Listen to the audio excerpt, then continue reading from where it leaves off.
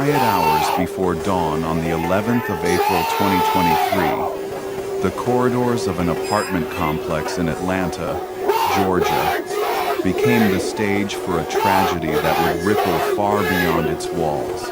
The Elite at City Park was a place like many others in the city, modest yet lively, filled with residents who worked late, families raising children, and people who simply wanted to carve out their small corner of comfort in a sprawling metropolis. But that morning, the hum of air conditioners and the occasional flicker of motion sensor lights were interrupted by desperate knocking, a human plea echoing down a breezeway that suddenly felt like the narrow border between life and death. Behind one of those doors was a woman fighting for her final moments of breath, a woman who had spent her life creating beauty for others, while asking only for the chance to live authentically for herself. Her name was Ashley Burton. She was a hairstylist, a makeup artist, and above all, a woman who lived her truth in a world that often sought to question it. Friends remembered her as someone who transformed not just appearances but spirits. Sitting in her chair was never only about a haircut or a color touch-up. It was about walking away with a piece of confidence, a glow that reflected the warmth she carried inside. To her family, Ashley was a daughter, a sister, and a cousin who never failed to check in, who left small digital traces of love in the form of heart emojis or the steady reminder, "I'm home."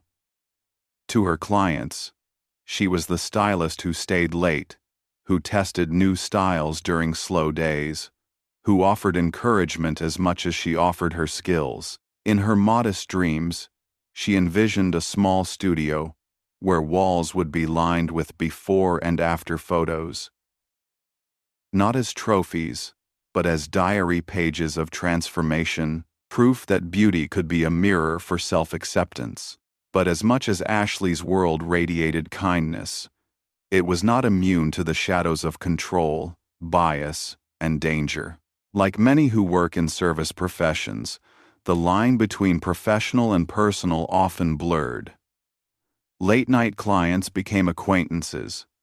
Acquaintances became friends, and sometimes those blurred lines allowed in individuals whose intentions were not so pure. In Ashley's case, one such individual was a man named Darius Mills. To the outside world, their connection was not fully understood how they met, how close they were, or what exactly bound them together. What is known is that Mills was seen in Ashley's apartment during odd hours, a presence that would later take on chilling significance. That April morning, their interaction began like so many late-night conversations might. Soft voices, a gentle exchange about health, the coming day's plans, but beneath the surface of politeness simmered tension, a clash between Ashley's right to privacy and Mills's desire for control. The spark that set it off was deceptively simple: a phone. Ashley's phone, glowing faintly on the table, became the object of Mills's attention. "Let me see it, just to feel better," he reportedly said, his tone light but edged with insistence. Ashley, calm and composed as always, refused. "My phone is private." It was not a loud refusal, not a dramatic declaration, but a firm boundary drawn with quiet dignity. For her, the phone was not just a device. It was a diary, a lifeline, a safe place where she expressed her identity without fear. But for Mills, that boundary became a trigger. His demand grew sharper. His body edged forward. Ashley stepped back, mirroring the distance. What unfolded was a standoff as old as human conflict. One person demanding control, the other defending autonomy. When Mills snatched the phone from her hands, the room seemed to freeze in a single breath. On the screen were everyday messages, photos, notes, and among them, conversations where Ashley lived her truth openly, as a transgender woman. In those words and images, Mills saw not simply her private life but something that, through the lens of his prejudice, became an affront. His face hardened.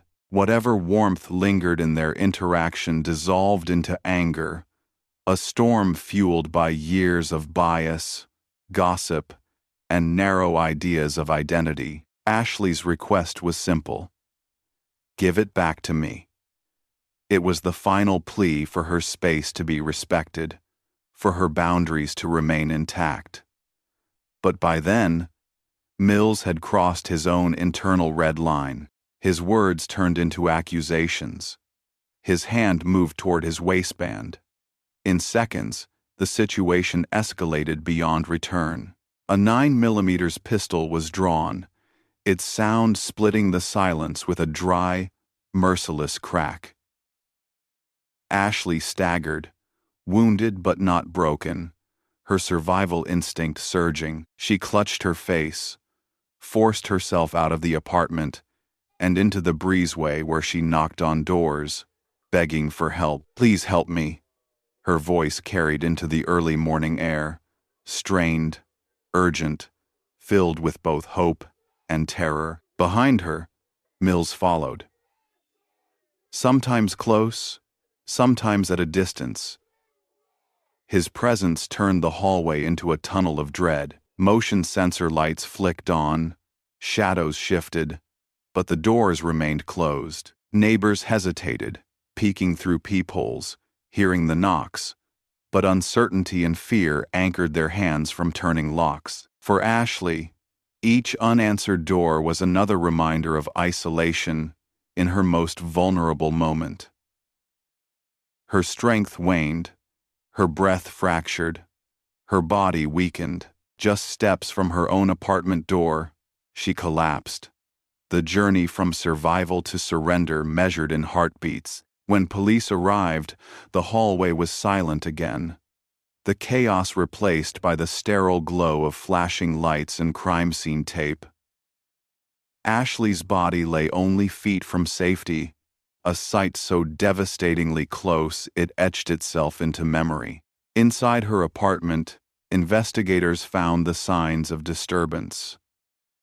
A salon chair pushed aside, items slightly out of place, and the missing phone that had sparked the violence. For detectives, this was not a case of forced entry or random violence.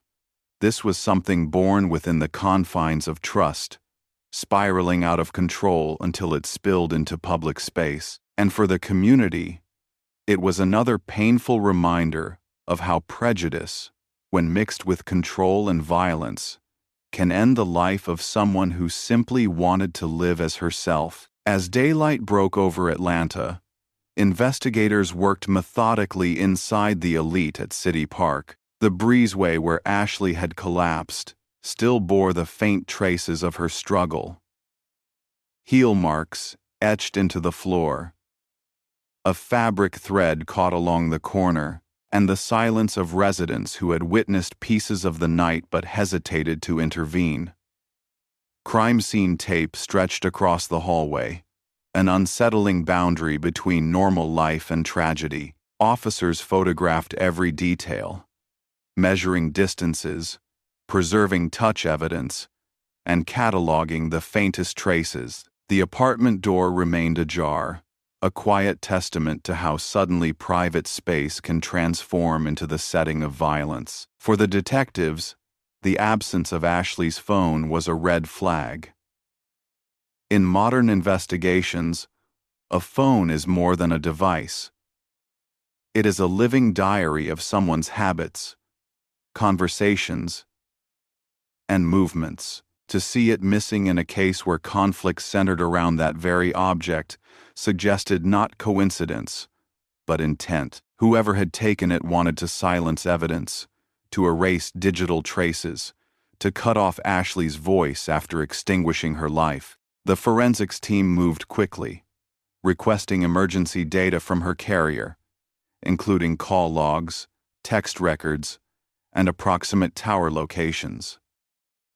They knew that time was critical. The longer a phone remained off the map, the harder it became to reconstruct its role in the crime. Inside Ashley's apartment, the small details painted a picture of a life that, hours earlier, had been ordinary. Her hairstyling kit was neatly stored in its corner, ready for the next day's clients. Music speakers sat silently, having been turned off sometime during the night.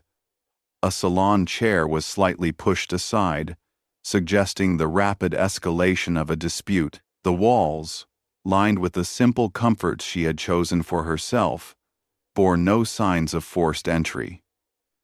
This was not the work of a stranger breaking in. This was someone she knew.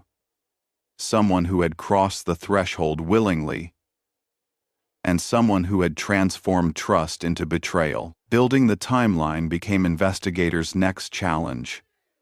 They pieced together what they could from neighbors' fragmented accounts. Some admitted hearing urgent knocking. A few said they glanced through their peepholes, only to step back out of fear.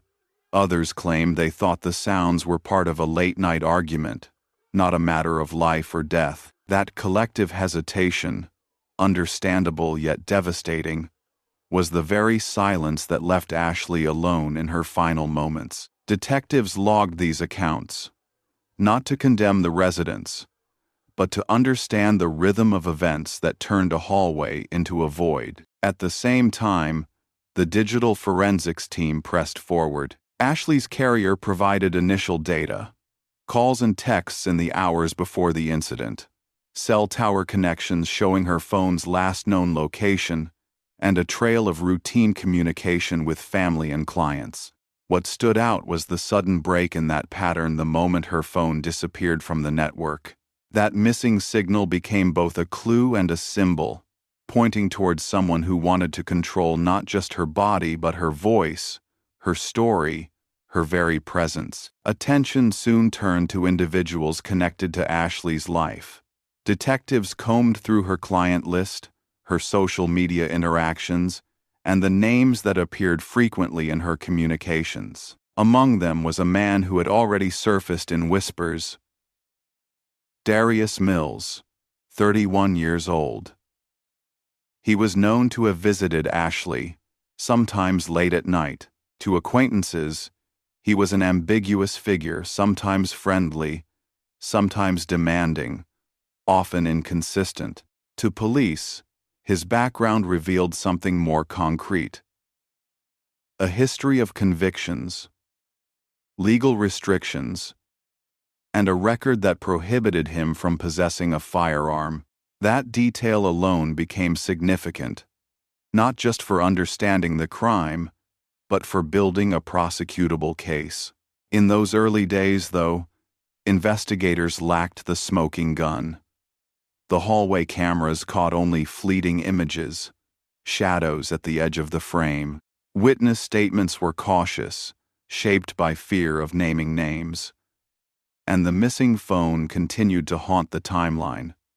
Yet investigators knew that major cases are rarely solved by dramatic revelations.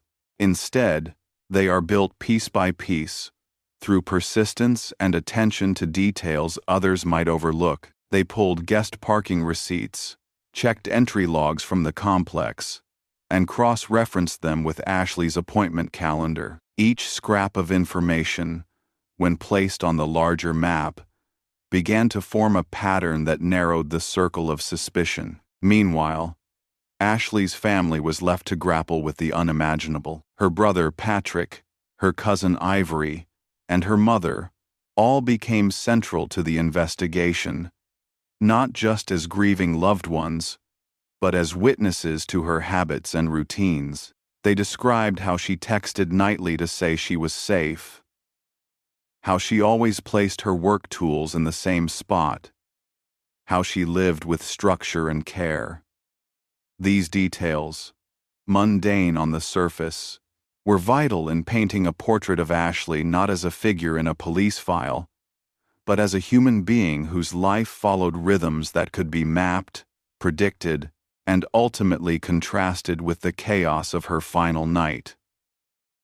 Prosecutors would later use this portrait to counter any defense narrative that might suggest she acted unpredictably or provoked the violence. Consistency was her truth, and the crime was an intrusion into that truth. Weeks passed, and the quilt of evidence grew stronger. The digital trail, though interrupted, revealed contacts and timestamps that placed Mills within Ashley's orbit. Camera footage, though partial, showed a figure matching his description. Witnesses, emboldened over time, began to share more openly, admitting they had heard or seen fragments that pointed in his direction. And crucially, Mills was already in custody at the Fulton County Jail for an unrelated matter. That fact simplified the logistics of securing him for questioning, for comparing his fingerprints and DNA to the evidence collected in Ashley's apartment, and for presenting him with the mounting case against him. By early June, the picture had sharpened enough for prosecutors to act.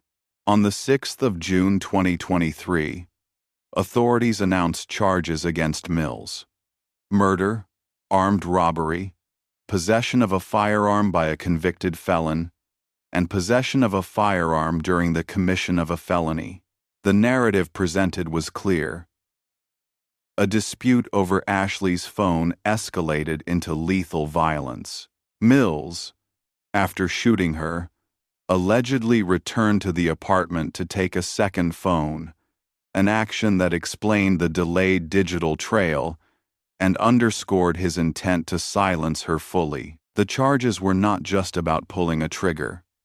They were about control, about silencing, about crossing boundaries that Ashley had drawn with quiet courage. For the community, the announcement brought both relief and sorrow. Relief that a suspect had been identified and charged, sorrow that justice, even when pursued, could never restore the presence they had lost. In salons where Ashley once worked, her absence was palpable. Chairs sat empty longer. The air missed the sound of her laughter, her soft encouragements, her steady hands crafting confidence. Clients spoke of her not just as a stylist, but as someone who gave them permission to see themselves fully. Friends replayed her words: "Live honestly. If they accept you, they stay. If not, that's fine," and felt the sting of how much honesty can cost in a world not always ready to accept it. As the case moved toward trial, one truth remained unshakable. Ashley's story was not only about a crime, it was about the dangers faced by Black transgender women in America, where layers of prejudice, gender, identity, race intersect with intimate partner violence to create disproportionate risk. Statistics show that Black transgender women are among the most vulnerable groups in the nation, facing higher rates of violence, unemployment, and homelessness. Ashley's case became part of that grim pattern, a reminder that authenticity, while beautiful, can also make someone a target in a society still struggling with acceptance. But within the sorrow was also resilience.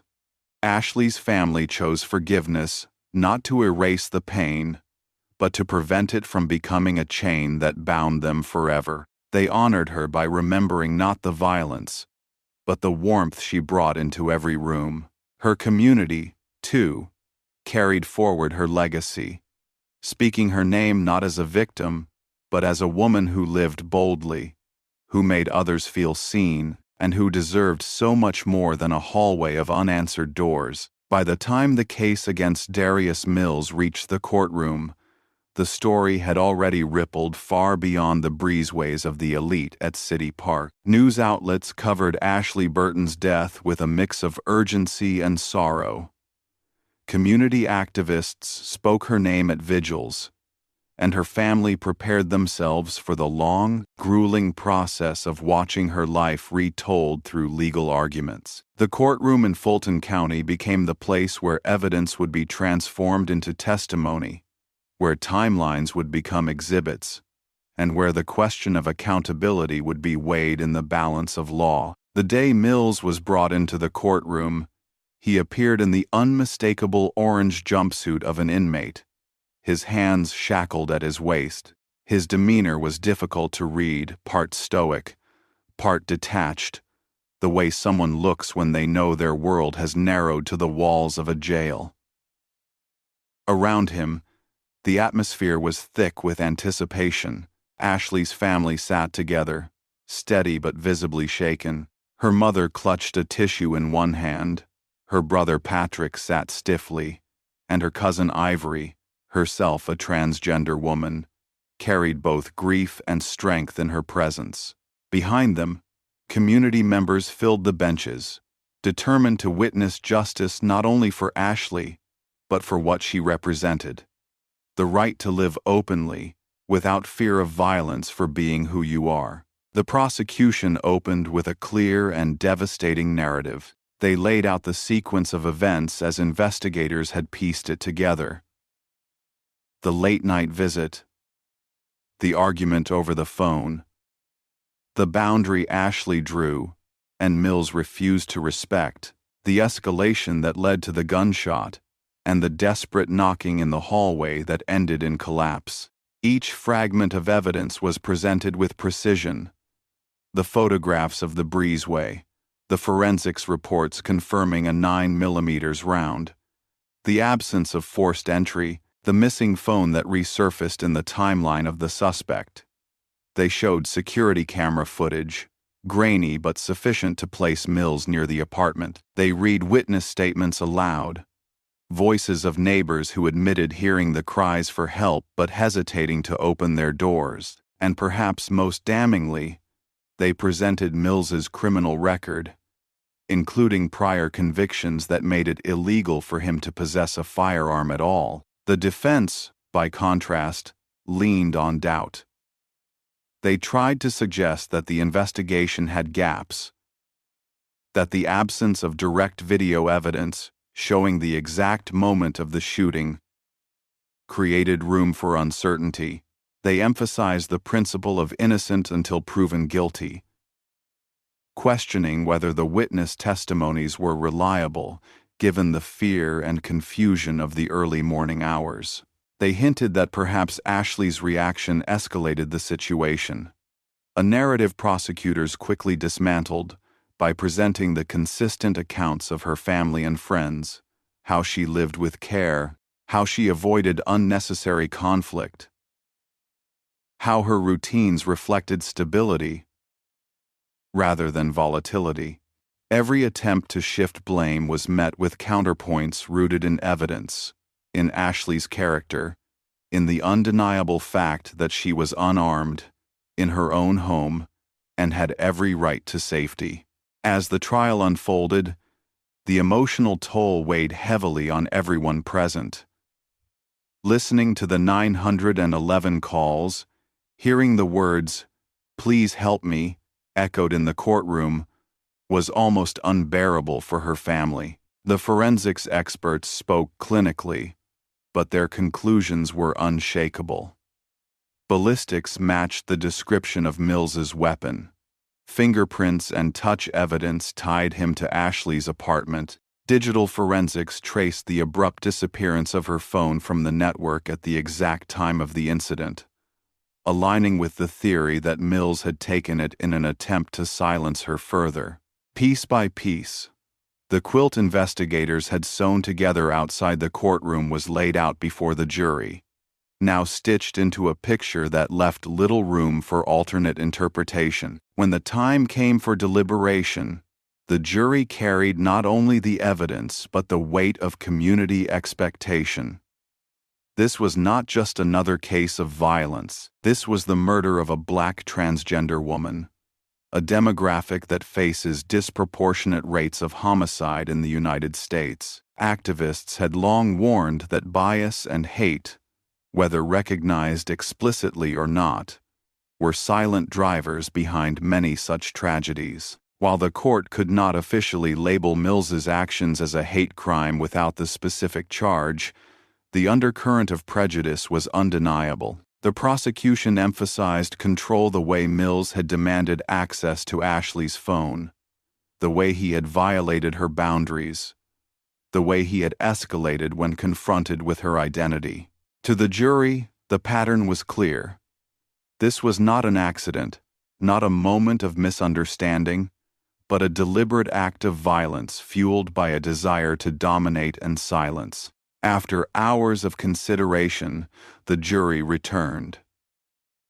The courtroom held its breath as the foreperson delivered the verdict. Guilty on all counts. Mills was convicted of murder, armed robbery, possession of a firearm by a convicted felon, and possession of a firearm during the commission of a felony. The room, heavy with grief, seemed to release a collective exhale.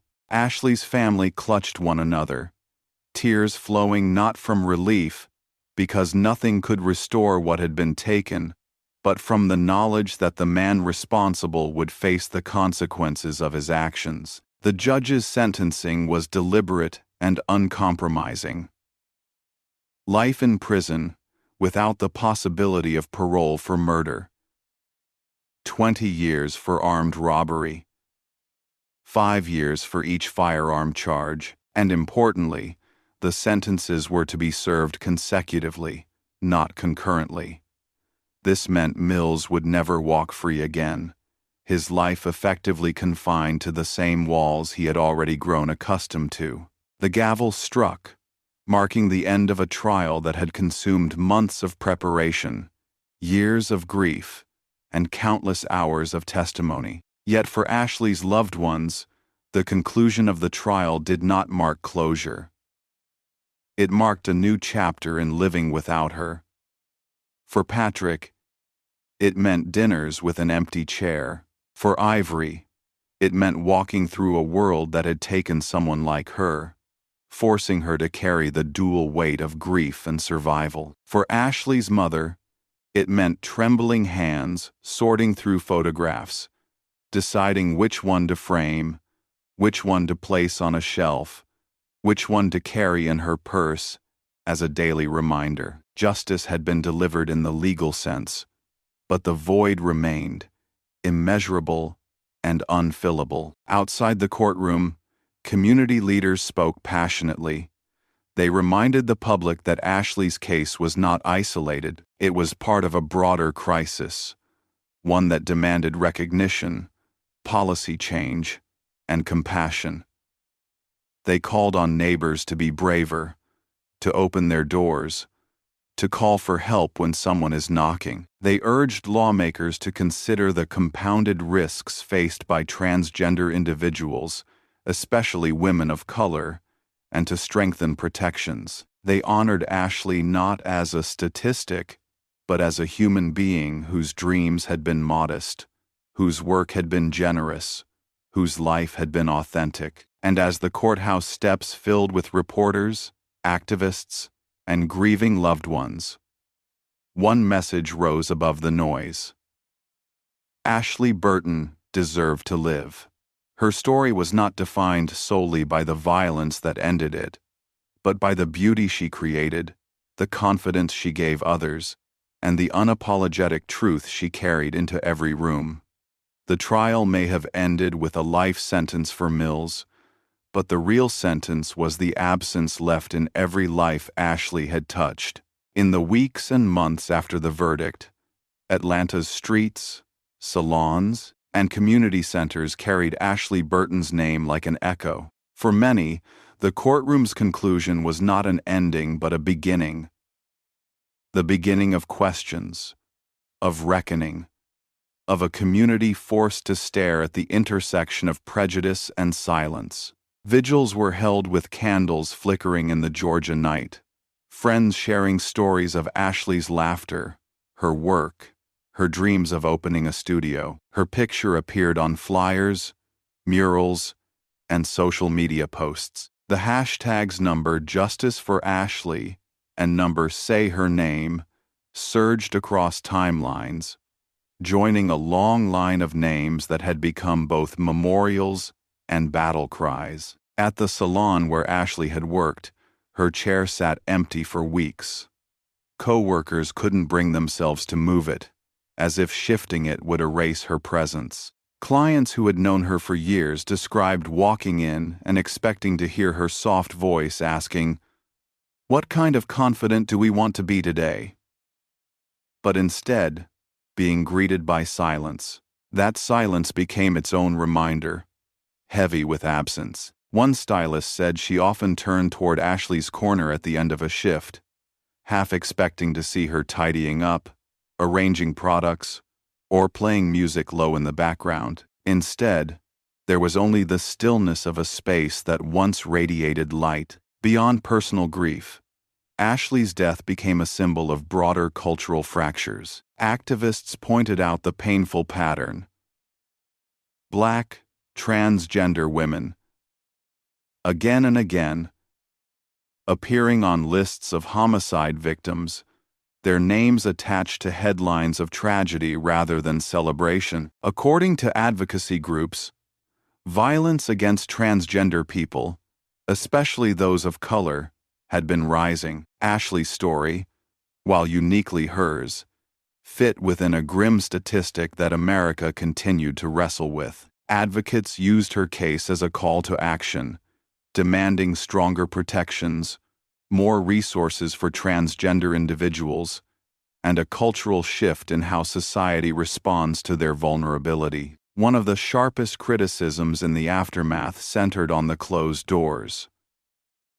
When Ashley fled into the breezeway, bleeding and desperate, she knocked on multiple doors, begging for help. Neighbors admitted they heard her voice. Some peeked through peepholes, but no one opened the door. For many, this detail was the most haunting of all. It wasn't just the act of violence that killed her, but the collective hesitation of a community too afraid, too uncertain, to intervene. In interviews, residents defended themselves, saying it was the middle of the night, that they didn't know what was happening, that they feared for their own safety. Those fears were not unfounded, yet the image of Ashley collapsing only feet from safety became a metaphor for the cost of silence. Community leaders began using her story in workshops and town halls, framing it as a lesson in what bystander intervention truly means. They emphasized that no one expects neighbors to confront an armed man, but that even a single call to 911 could have made a difference. They encouraged people to listen when someone knocks, to consider the human life on the other side of the door. For many in Atlanta, Ashley's death became a reminder that safety is not just an individual responsibility, but a collective one. The echo of her knocking became a symbol of how hesitation can transform into loss. Ashley's family carried her memory with both sorrow and resilience. Her brother Patrick often spoke of her in the present tense, as though refusing to let time erase her. He described her as the gentle light of the family, someone who brought warmth into every gathering. Her cousin Ivory, who understood both the beauty and the danger of living authentically as a transgender woman, became a more visible voice in advocacy circles. She spoke openly about how Ashley's story mirrored her own fears, how the violence was not isolated but systemic, and how her cousin's death forced her to confront the fragility of her own safety. For Ashley's mother, every small memory became a monument: the way Ashley fixed her hair, the way she sent quick texts, the way she dreamed of photographing her mother to show her how beautiful she was. The question of motive lingered, as it often does in cases where prejudice intersects with violence. Officially, prosecutors did not charge Mills with a hate crime. The evidence: they had the argument over the phone, the demand for control, the presence of a firearm, was enough to secure a conviction without the added complexity of proving bias beyond a reasonable doubt. Yet for the community, the motive felt clear. Mills's rage ignited when he confronted Ashley's identity. His actions fit a pattern familiar to advocates: intimate partner violence fueled by shame, prejudice, and a desire to silence. To many, the missing phone was more than a piece of evidence. It was a symbol of how the erasure of identity can become literal, how the desire to hide or control someone's truth can turn fatal. In the broader American context, Ashley's story resonated with national debates about identity, safety, and justice. The year 2023 was marked by heightened discussions about transgender rights.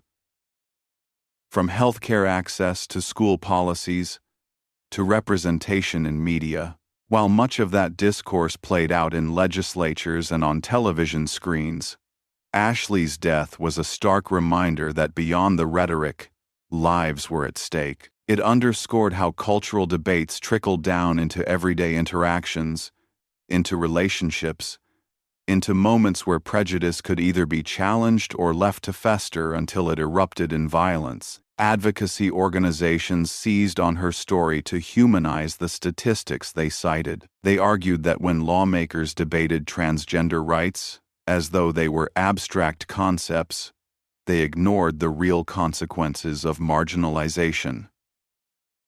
Ashley was not an abstract. She was a woman with dreams, with loved ones, with a career built on helping others feel beautiful. Her death was not an isolated crime. It was part of a continuum of risk shaped by societal attitudes. By telling her story in detail, advocates hoped to pierce through apathy and force recognition of the humanity behind the headlines. For those who loved Ashley, however, the conversation was not about policy or statistics. It was about absence. It was about the "I'm home" texts that never came again, about the empty chair at family dinners, about the playlists she used to create while working on someone's hair.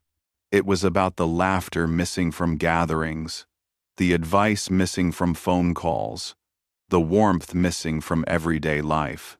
The sentencing of Mills may have offered accountability, but it did not fill those spaces. Grief settled into routines, into the smallest moments, reminding them that justice in a courtroom cannot undo the permanence of loss. Still, within that grief was a choice.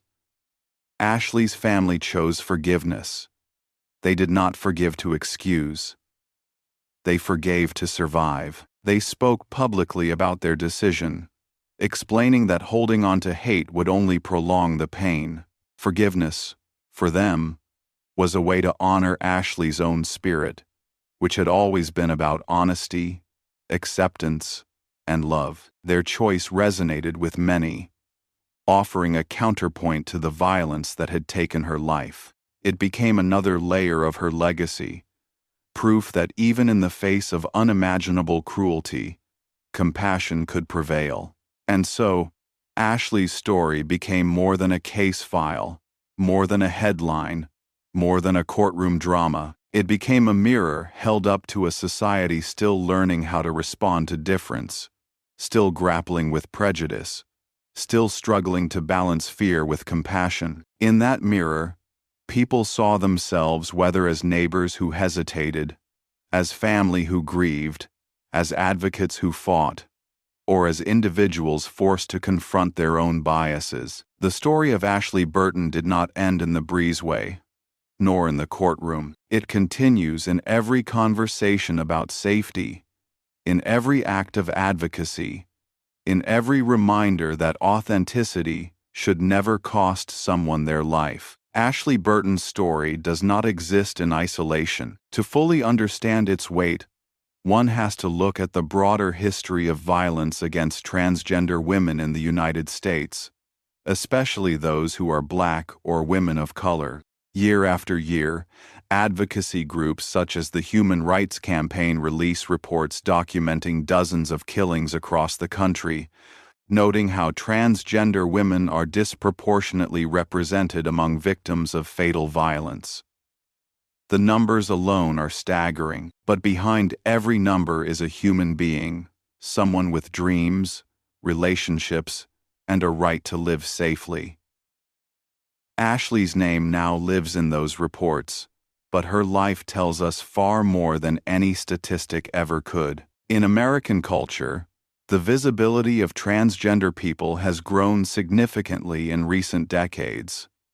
From Hollywood actors to political leaders, representation has broken into mainstream conversations, yet alongside visibility has come vulnerability. Transgender people often find themselves at the center of cultural debates, their lives discussed as though they are abstract symbols rather than individuals. Laws restricting healthcare access, bathroom usage, or school inclusion dominate headlines, while beneath those policy debates, everyday transgender people continue to face discrimination, unemployment, homelessness, and violence. Ashley's case, rooted not in politics but in the intimate sphere of her home, reflects how societal prejudice can seep into personal relationships and erupt into tragedy. For Black transgender women, the risks are compounded. They navigate not only transphobia but also racism and sexism, a layered form of marginalization sometimes described as intersectionality. Each layer adds to the weight of vulnerability. Racism, shaping economic opportunity and policing. Sexism dictating cultural expectations of femininity.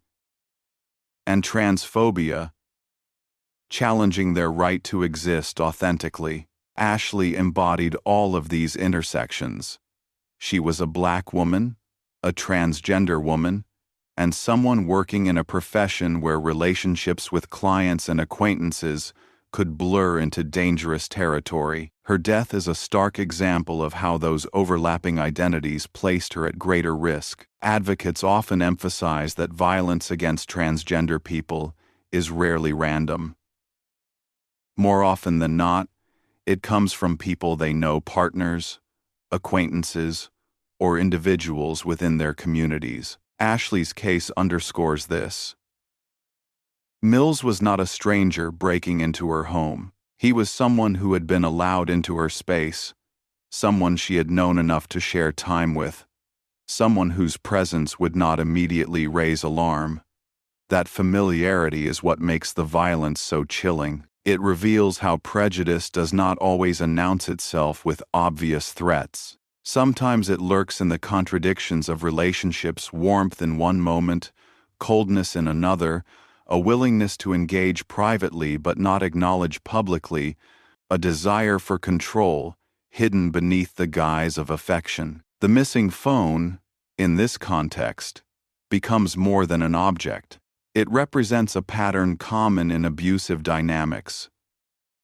Control over communication, isolation from support networks, and the erasure of personal truth.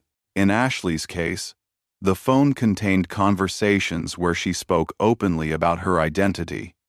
To Mills, those messages became evidence of something he could not accept, not because they were shameful in themselves, but because his prejudice transformed them into a source of anger. By seizing the phone, demanding access, and ultimately attempting to erase it, Mills enacted the very pattern advocates warn about: silencing, controlling, erasing. The escalation to lethal violence was extreme, but the signs of control had been present in smaller forms long before. Looking at Ashley's story through the lens of American history also means acknowledging the role of silence. Throughout the decades, violence against transgender people has often gone underreported or mischaracterized. Police reports sometimes misgender victims. Media outlets use incorrect names. Families struggle between grief and societal pressure. These layers of erasure compound the original violence, denying victims the dignity of recognition even after death. In Ashley's case, however, the community rallied to ensure her identity was honored. Activists insisted on her name, her truth, her story. They refuse to let her be reduced to a statistic or a misrepresented headline. That insistence is progress, though it comes at a painful cost. The symbolism of the closed doors in Ashley's final moments ties directly into this history of silence. Neighbors, hearing her pleas, chose not to open their doors. Their hesitation is not unique. It reflects a human instinct for self-preservation, but it also reflects a broader societal pattern of failing to act when marginalized people are in danger. The lesson that many drew from Ashley's case is that silence is not neutral. Inaction has consequences. To ignore a plea for help, whether in a hallway or in society at large, is to allow violence to continue unchecked. Ashley's knocking has become a haunting metaphor for the countless times transgender people have asked for recognition, protection, or compassion, only to be met with silence. This is why Ashley's story resonates so deeply in American culture. It is not simply about one night in Atlanta. It is about the way society views authenticity, the way prejudice translates into danger, the way silence can cost lives. It is about the fragile line between private and public, between acceptance and rejection, between safety and vulnerability. It forces uncomfortable questions. How do we respond when someone knocks? What prejudices do we carry into our relationships? How do our laws and communities either protect or expose those who are most at risk? In cultural terms, Ashley's death adds to the narrative of resistance and resilience that has always defined transgender communities. From the Stonewall riots in 1969 to the ongoing fight for healthcare and legal recognition, transgender people in America have consistently pushed against forces of erasure. Each name lost to violence becomes part of that legacy, both a wound and a rallying cry. Ashley's name now joins that lineage, carried in chants at rallies, in hashtags online, in murals painted on brick walls. Her story is not only one of loss but of continuity, connecting past struggles to present ones, reminding us that progress is fragile and must be defended daily. For those outside the transgender community, Ashley's story is also a mirror. It challenges people to consider their own roles in systems of prejudice. Do we perpetuate stereotypes? Do we hesitate to speak out? Do we stay silent when someone is harmed? These questions are uncomfortable, but they are necessary. Because ultimately, Ashley's story is not just about her and Mills. It is about the society in which both of them lived. A society that shaped their perceptions, their fears, their prejudices, and their possibilities. It is about the cultural soil in which violence takes root, and the responsibility all of us share to change it. Even as Ashley's family grieves, they also contribute to that change. Their choice of forgiveness was not passive. It was radical. It was a statement that they would not allow hatred to define their lives, that they would not let bitterness eclipse Ashley's legacy. That act of forgiveness echoes beyond the courtroom, offering a lesson to a country still struggling with division. It says that even in the face of violence, compassion can survive. It says that love can be stronger than hate, even when hate has taken everything. In the end, Ashley Burton's story is America's story of progress and prejudice, of resilience and risk, of silence and voice. It reminds us that every statistic has a face, every headline has a heart, every case has a name. Ashley's name deserves to be spoken not only in mourning, but in commitment to build a society where no one is punished for living authentically, where no one dies for being themselves, where every knock on a door is answered, That is the cultural weight of her life and her loss. That is the legacy she leaves behind. The story of Ashley Burton begins with laughter and ends with silence. But it does not stop there. In the months following her death and the conviction of her killer, her name has traveled farther than she ever could have imagined. In church halls and barber shops, in college classrooms and city council chambers, people have spoken of Ashley not as a stranger, but as a symbol. Her life, her work, her authenticity, these things have become part of a larger conversation about what it means to live honestly in a society where honesty can be dangerous. In Atlanta, murals appeared on brick walls bearing her image, her smile framed by vibrant colors, her name painted in bold letters so no one could mistake or forget it. At vigils, speakers invoked her as both a loss and a call to action. Ashley came here to make life more beautiful, one advocate said, and it is our job to make sure her beauty is not erased. For many in the LGBTQ+ community, especially transgender women of color, her story felt painfully familiar. Too many had lived their own versions of the warning signs: the controlling partner, the invasive demands, the late-night fear, the way privacy can be violated under the excuse of care. Ashley's final plea, "Please help me," resonated as both a literal and symbolic cry, one that has echoed across countless lives. Her family has kept her memory alive in quiet, intimate ways. Patrick still scrolls through old text messages just to see her words appear on his screen, even though no new ones will ever arrive. Ivory posts pictures of the two of them together, writing captions that blend grief with defiance, reminding followers that living authentically is both a joy and a risk. Her mother, in interviews, has spoken softly about how Ashley used to tell her she was beautiful, how she had planned to photograph her so she could finally see herself the way Ashley saw her. That portrait will never exist, but the idea of it lingers like a promise suspended in time. The question that lingers most is not just why Ashley died, but what her death teaches us.